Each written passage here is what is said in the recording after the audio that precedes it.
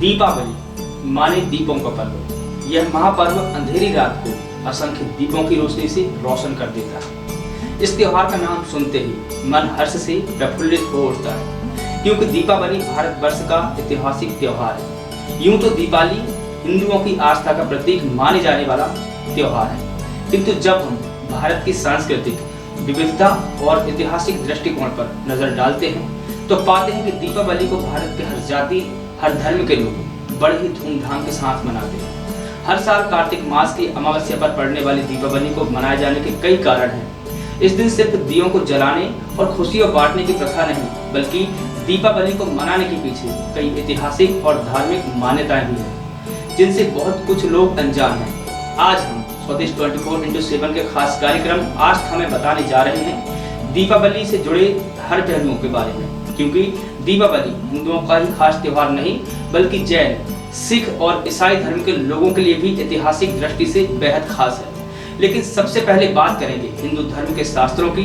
जिनमें दीपावली मनाए जाने के अलग अलग कारण बताए गए हैं।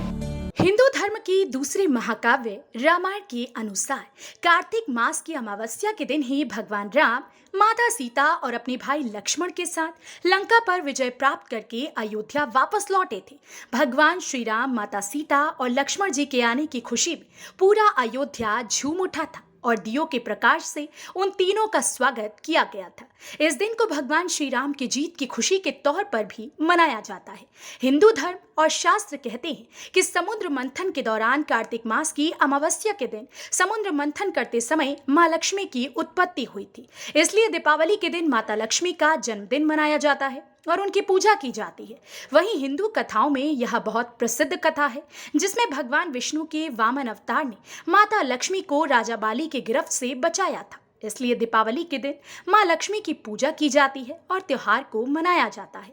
वहीं हिंदू धर्म शास्त्रों में एक प्रसंग यह भी है कि जब राक्षस राजा नरकासुर ने तीनों लोगों पर आक्रमण कर दिया था और वहां रहने वाले देवी देवताओं पर अत्याचार कर रहा था, तब श्री कृष्ण ने नरकासुर का वध किया था। उसका वध करके श्री कृष्ण ने 16,000 महिलाओं को उसकी कैद से आजाद किया था। इस जीत की खुशी को 2 दिनों तक मनाया गया था, जिसमें दीपावली का दिन मुख्य है। हिंदू धर्म के एक महाकाव्य महाभारत के अनुसार कार्तिक अमावस्या के ही दिन पांडव 12 साल के वनवास के बाद लौटे थे। उनके आने की खुशी में प्रजा ने उनका स्वागत दियों को जलाकर किया था। साथियों, यह थे हिंदू धर्म शास्त्रों के अनुसार दीपावली मनाए जाने के कारण। लेकिन अब हम बात करते हैं जैन, सिख और ईसाई धर्मावलंबियों द्वारा दीपावली मनाए जाने के कारणों पर। लेकिन एक बात और कहना चाहूंगा कि आर्य समाज के लिए भी दीपावली का दिन बेहद खास है, क्योंकि भारतीय इतिहास में इस दिन 19वीं सदी के विद्वान महर्षि दयानंद ने आज के ही दिन निर्वाण को प्राप्त किया था। महर्षि दयानंद को हम आर्य समाज के संस्थापक के तौर पर जानते हैं। उन्होंने इंसानियत और भाईचारे को बढ़ावा दिया था। जैन धर्म के अनुसार कहा जाता है कि दीपावली के दिन ही जैन धर्म के संस्थापक महावीर तीर्थकर ने निर्वाण प्राप्त किया था। एक तपस्वी बनने के लिए उन्होंने अपनी शाही जिंदगी और परिवार का त्याग किया था। व्रत और तप को अपनाकर उन्होंने निर्वाण को प्राप्त किया था। कहा जाता है कि 43 वर्ष की उम्र में उन्होंने ज्ञान प्राप्त कर लिया था और जैन धर्म को विस्तार दिया था। वहीं सिख धर्म की बात करें तो सिखों के तीसरे गुरु अमरदास ने दीपावली के दिन को एक विशेष दिन का दर्जा दिया था, जब सारे सिख उनके पास आकर उनका आशीर्वाद लेते थे। दीपावली के दिन ही 1577 में पंजाब के अमृतसर जिले में स्वर्ण मंदिर का शिलान्यास हुआ था। दीपावली का दिन सिखों के लिए इसलिए भी महत्वपूर्ण है क्योंकि 1619 में उनके 6वें गुरु हरगोविंद को मुगल शासक जहांगीर ने 52 राजाओं के साथ ग्वालियर किले से आजाद किया था। वहीं ईसाई धर्म के लिए भी दीपावली ऐतिहासिक दृष्टिकोण से बहुत खास है, क्योंकि साल 1999 में दीपावली के शुभ अवसर पर ईसाई धर्म के पोप जॉन पॉल ने भारत के एक चर्च में यूरिस्ट अर्थात सामूहिक भोज का प्रबंध किया था और इसी दिन उन्होंने अपने माथे पर तिलक लगाकर एक भाषण दिया था।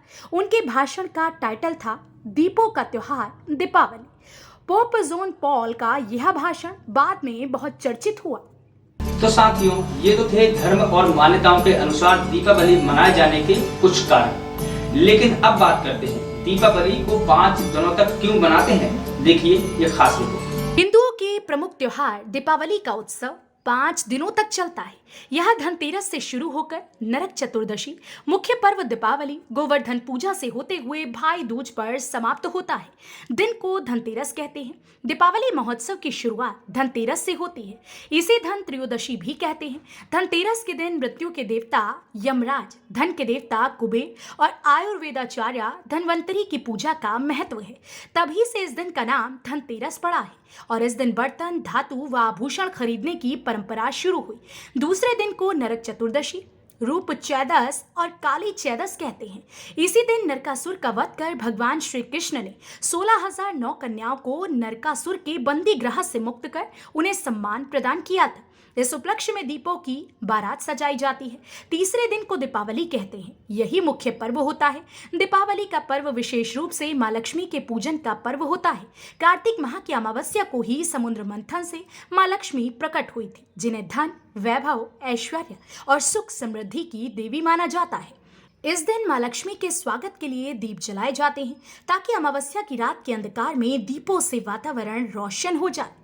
चौथे दिन अन्नकूट या गोवर्धन पूजा होती है। खासकर इस दिन घर के पालतू बैल, गाय, बकरी आदि को अच्छे से स्नान कराकर उन्हें सजाया जाता है। फिर इस दिन घर के आंगन में गोबर से गोवर्धन बनाए जाते हैं और उनका पूजन कर पकवानों का भोग अर्पित किया जाता है। इस दिन को लेकर मान्यता है कि त्रेता युग में जब इंद्रदेव ने गोकुलवासियों से नाराज होकर मूसलाधार बारिश शुरू कर दी थी, तब भगवान श्री कृष्ण ने अपनी छोटी उंगली पर गोवर्धन पर्वत उठाकर गांव वासियों को गोवर्धन की छांव में सुरक्षित किया। तभी से इस दिन गोवर्धन पूजन की परंपरा भी चली आ रही है। और अंत में आता है भाई दूज। यह 5 दिवसीय दीपावली महापर्व का अंतिम दिन होता है। भाई दूज का पर्व भाई बहन के रिश्ते को प्रगाढ़ बनाने और भाई की लंबी उम्र के लिए मनाया जाता है।